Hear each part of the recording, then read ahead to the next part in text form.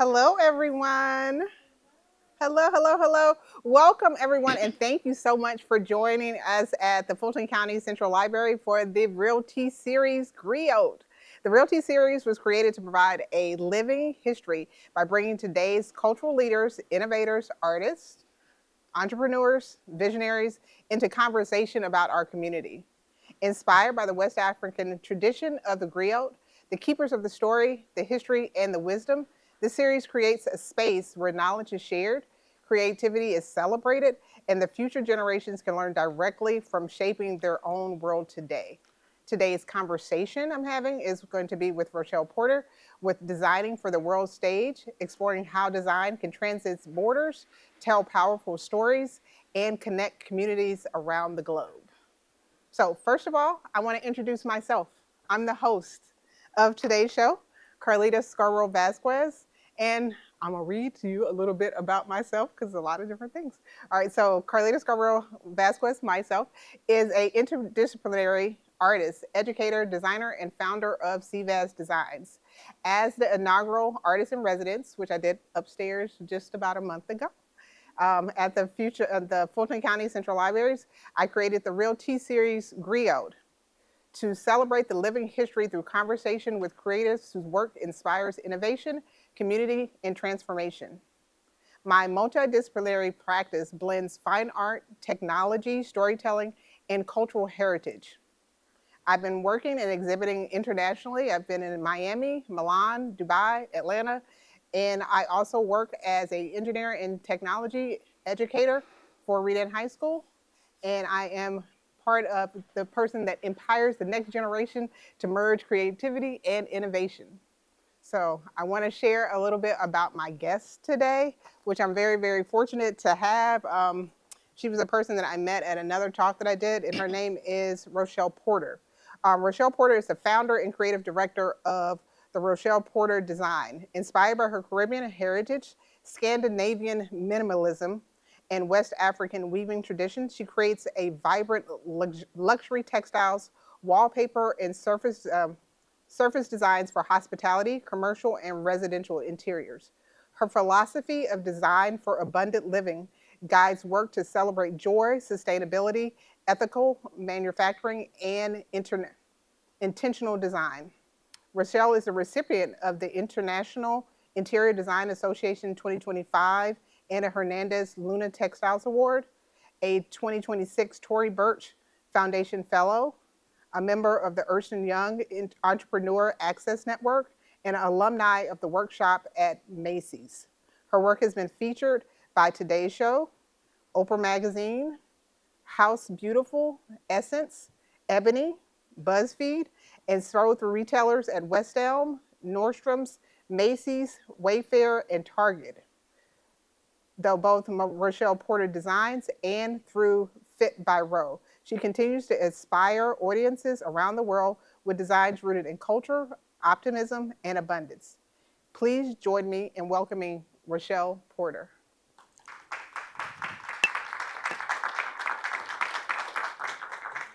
Hello. How are you? I'm great. How are you? Good. So what we're gonna do is we're gonna have our talk. But before we get started, I wanted to show you a little collabo that we did. Okay. Yeah, we did a little video. So you shared some stuff with me. I'm a digital person, so we kind of Okay, this is gonna be fun. mixed it up.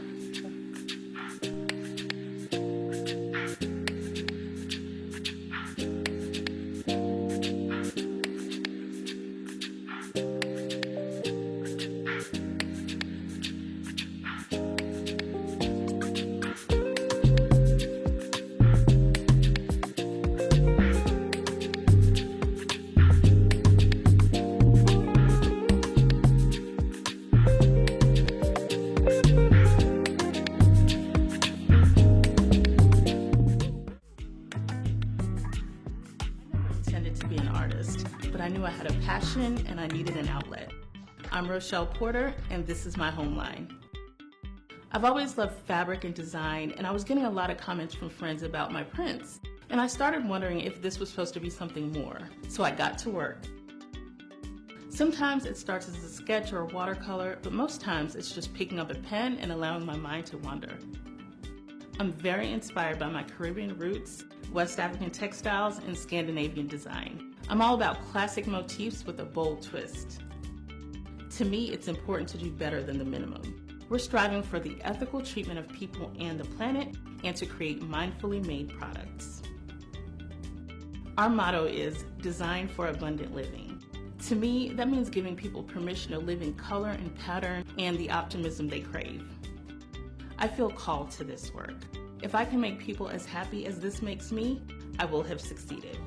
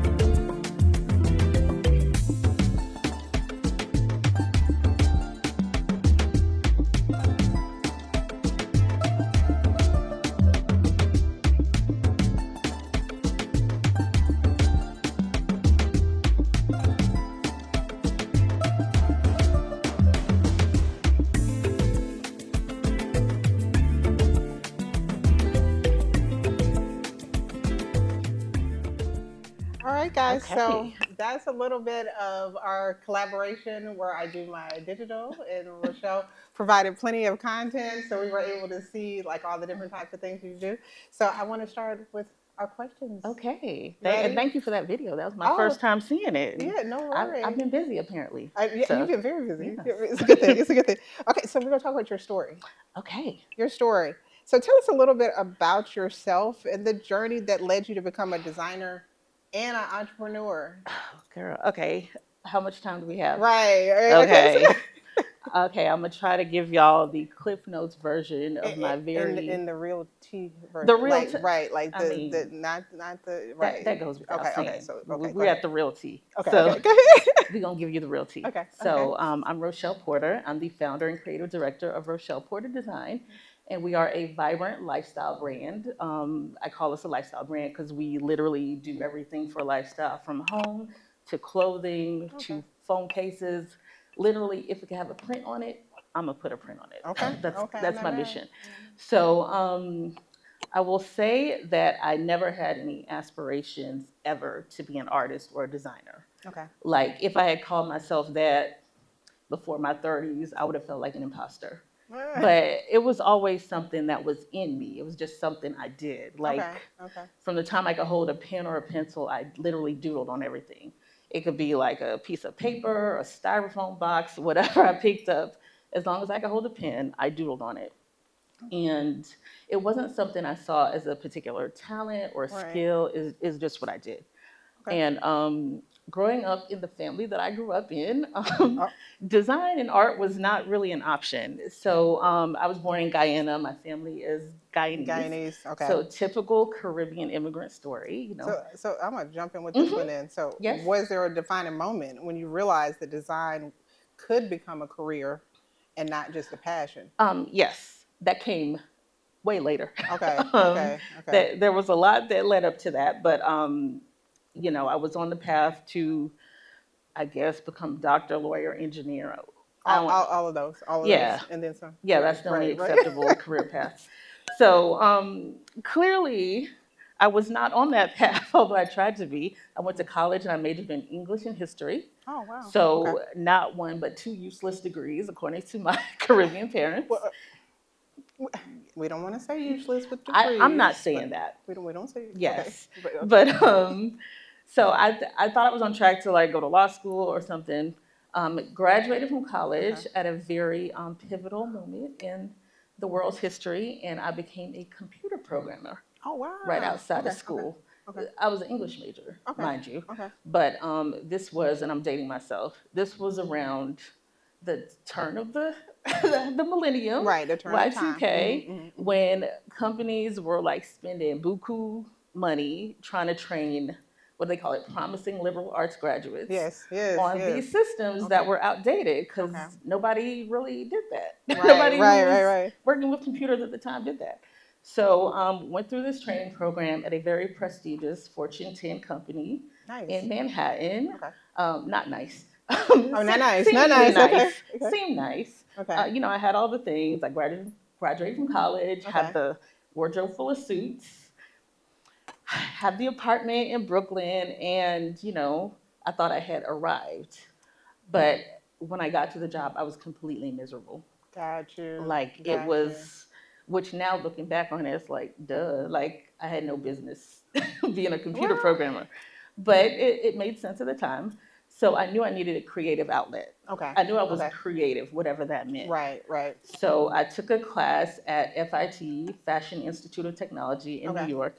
And it was only like a 3-day class over the course of 3 weeks. And it was like intro to fashion design or something like that. Okay. I was like, yeah, I like clothes. You know, I'll give it a shot. You So, said, I like, just like clothes. whatever. Let's say, You as we're know, at West Elm. Okay. right. I just like a few little things. Whatever. That's all. Yeah, so I went to the first class and everything was great. I was like, Okay. this is fun, this is cool.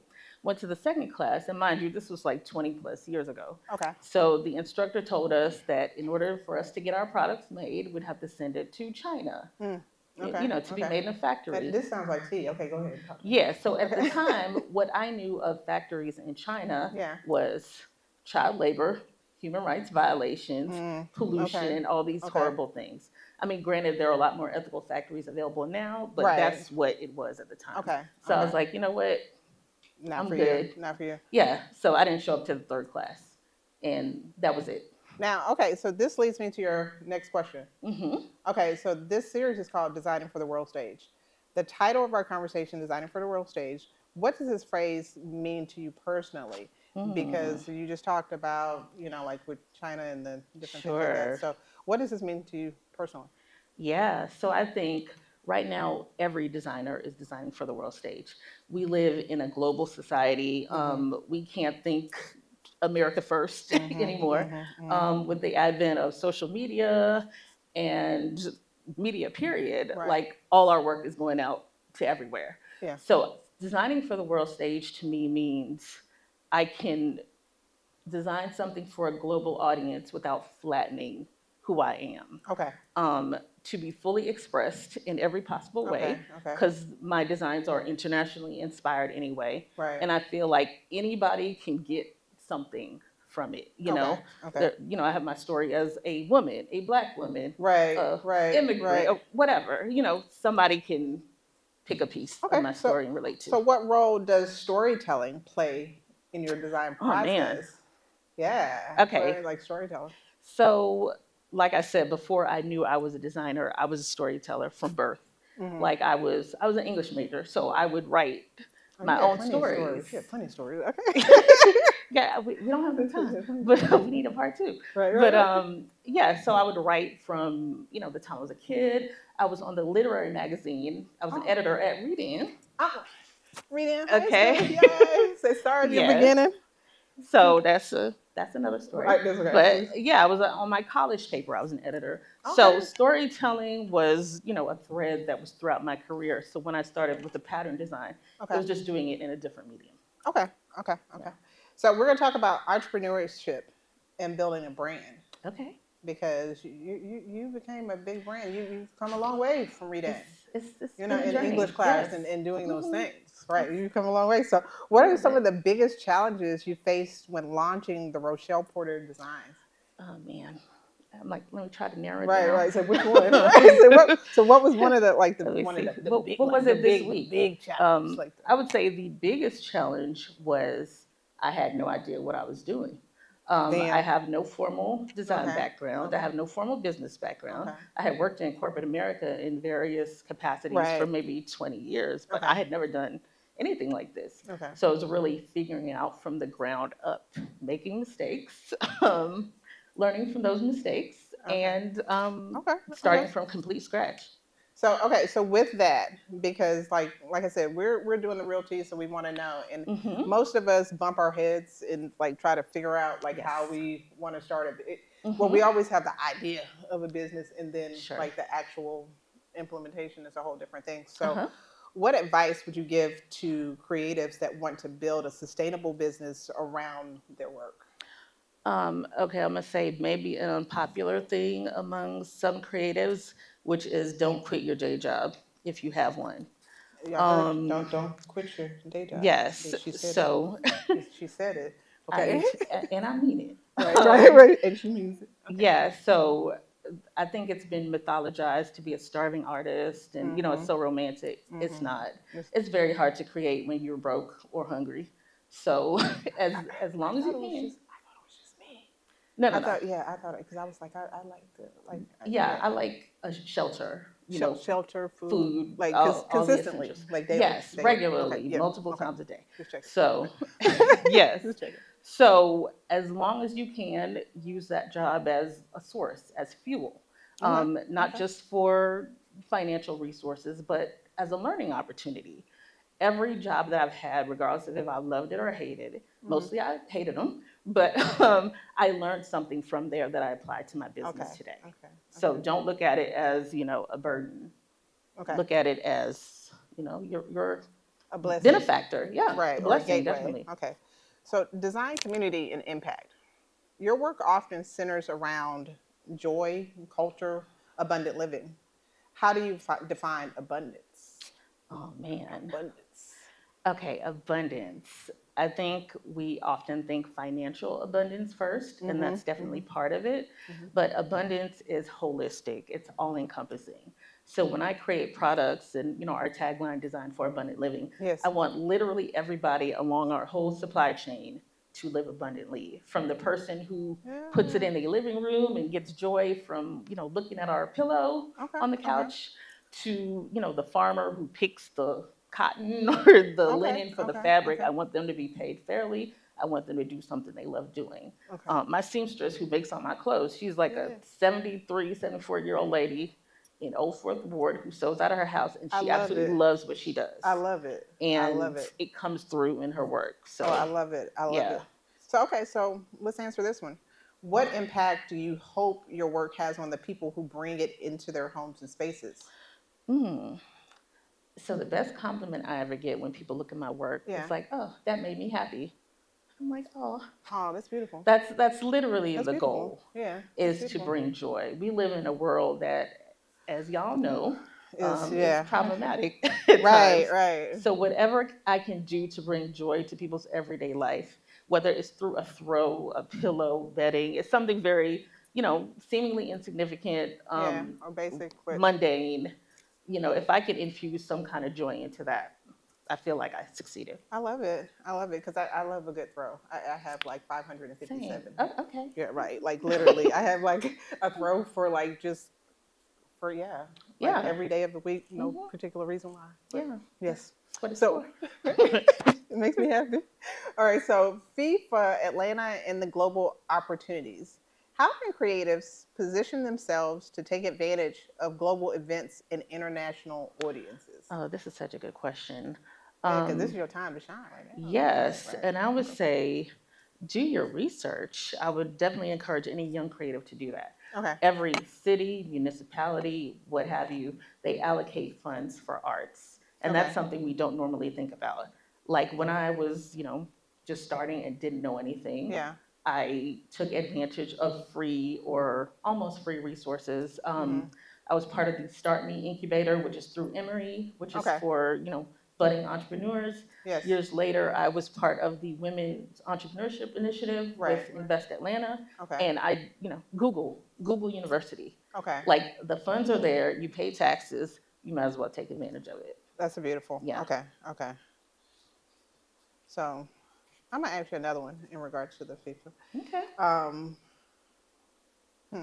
This one, and this is not one I told you. Uh-oh. I'm tricking you on this one. So, if you were asked to design a FIFA-inspired collection, what themes would inspire you? Oh gosh, that's like being a kid in a candy store to I know, me. right? Because I love global inspiration is just part and parcel of what my brand is. I love to Yeah. travel. I love to learn about other cultures.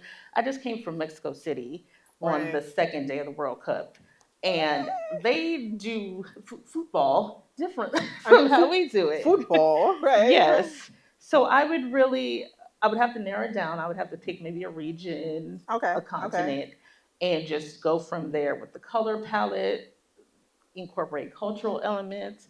Like I love like the second Black Panther movie that Ruth Carter won that Oscar for. For the design Exactly. and the 3D printed for all Perfect. of us nerds. But I love how she incorporated cultural elements. Oh yes, definitely. Not just the African, but the Mesoamerican. Yeah. Like I would do something along that vein. Oh, I love it. I love it. I love it.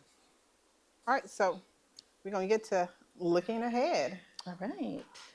What exciting projects are you currently working on? I'm glad you asked. Right. So I'm very fortunate and humbled to have been named a 2026 Tory Burch Fellow with the Tory Burch Foundation, which is super exciting. Thank you. Yes. And we also, Essence has a platform called, it's called Shop With Us that they're just debuting, and our products are going to be on there as well. Okay. So those are the two new things we're working on right now. Okay. And then the second question I'm going to ask is, what trends or opportunities do you see shaping in the future of design? Being that you're the Tory Burch Fellow for this year. Right. Since you're, okay. So here's my thing about trends. They can be helpful, but I feel like as creatives, we're supposed to be setting them and not following them. And one trend that I would love to buck right now is actually the beige trend. The lack of color. Yes. My world until I met you when I put my nails. Right. I love it. But so in the interior design world specifically, beige is kind of a recession indicator. Okay. Like when you can't afford to add a bunch of color and elements, you do the basics and the neutral. And neutrals have their place. I'm really colorful today, but I could do black and white. I can do neutral. I love all of the colors. But I think we can't ignore color. It should not be ignored just because the economy is the way it is. I think actually this is a time we need it more than ever. So I agree. I think like with the general climate, I think having this punch of color and like seeing it, and then I know for me, like having the whole FIFA in town has been wonderful because it's been a nice, I guess, distraction. Absolutely. From regular life. Yeah. So it's a beautiful thing. It's really nice. All right. So closing reflection. The Real Tea series celebrates the concept of the griot, the keepers of the story, culture, and the wisdom. So if you could leave one piece of wisdom in a jar, to future generations in a capsule, right? Okay. What would it be? Okay. So I have a favorite quote, even though I always get it wrong. It's by, what is his name? He's Martin Luther King's mentor. Okay. It's going to come to me. Somebody said? No, but yes, Howard Thurman. Thank you. Yes, thank you. For all the people that are in the library, thank you so much. I'm like, I drew a blank. We got it. We're in the right place. We're in the right place. Okay. But the quote goes something like, don't ask what the world needs. Ask what makes you come alive, and then go do that. Because what the world needs is people who have come alive. And that's like my motto. I love it. Yeah. I love it. I feel like God put something in each and every one of us that makes us come alive. And when Oh, we I do love that, it. we're in our purpose and we're contributing to the world in the way we were meant to. Oh, I love it. So, I love it. I love yeah. it. Well, okay. I want to tell you, thank you, thank you, thank you so Well, much for thank being my you. inaugural Aw. first guest on the Real Tea. I want to give a shout out and a thanks to Fulton County Library System. Thank you so much Yes. for providing this resource for like for Wolf, for Vicky, for everyone giving me like support and getting everything set up. We Yeah. will have our next griot coming up on August the 8th. August the 8th. Bella Veganista, who she's here in the house right here, raise your hand. Okay, she's going to be talking to us about vegan living and vegan food. I'm not a vegan, so you're gonna help me out, and we're gonna learn all the great stuff, and then she's gonna teach us all the cool stuff that like so we can cheat, and I can still feel like I'm eating a hamburger and be eating like healthy stuff and doing great things. So this series will continue for the rest of the year. I really, really appreciate the support and everyone that came out today. And then we will have additional information rolling out, you know, through Fulton County so that you can come participate. Please tell your friends, your family about it. And this becomes part of a living archive. So all of the information that you're, witnessing today becomes our living story. I think it's really important in the fact that we're here in the Central Library that we record and have our own stories and we have the real tea, real entrepreneurs, real facts, real things that are happening, and we see real products. So once we finish here, I think we're going back out to finish our bags, and then I would like to take a picture all together. So thank you so much. I truly appreciate it. And thank you for joining me for the Real Tea.